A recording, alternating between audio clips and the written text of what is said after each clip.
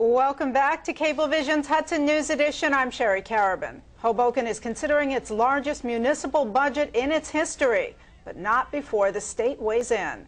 Councilman at Large Peter Cammarano joins me now with more. Thank you for being here. Thank you, Sherry. Nice to see you.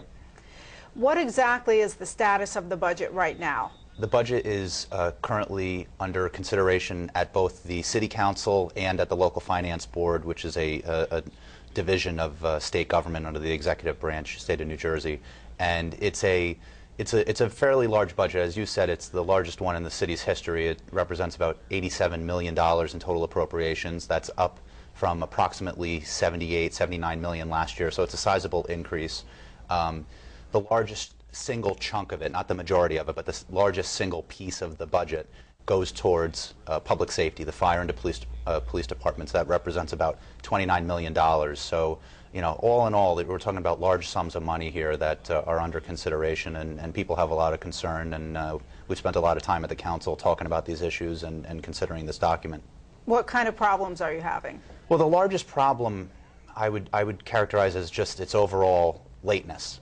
We're many months into the budget year. We're in fact well over halfway through the budget year, and we still have not had an approved budget. Now, part of that is the City Council's and the administration's fault for not having it done sooner, but part of it is also the Local Finance Board in Trenton's problem, because... What role does the state play? Well, they have to vet the document. They have to look at it line by line, make sure that our funding sources are legitimate and are accurate, and meet their statutory criteria, their own demands in terms of what it is that we're able to rely upon in terms of revenue and what we're spending money on. So they are the last set of eyes that are on this budget before the City Council does a final vote on it.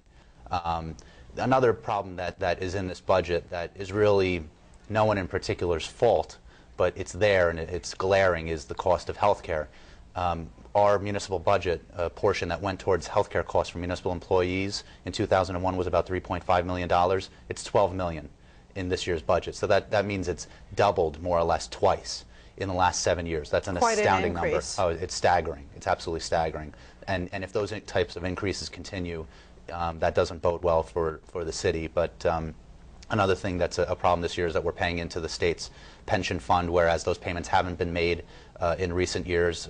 Governor Whitman actually in the 1990s allowed municipalities to not make those payments. Well, now the chicken has come home to roost, and we have to make those payments now. That totals several $million.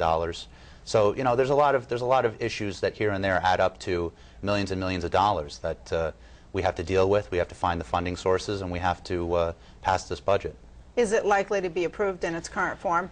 I'm hoping that the Local Finance Board is going to meet with that body's approval. When it comes back to the City Council, I'm not sure. I couldn't take a guess. I would like to think that it's going to pass, but it requires 6 votes.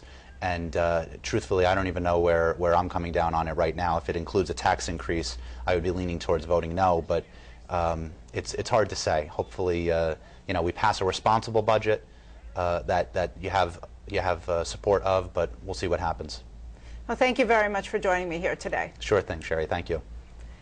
And again, the issue will be discussed at next week's council meeting, which takes place on Wednesday, April 2nd at 7 o'clock.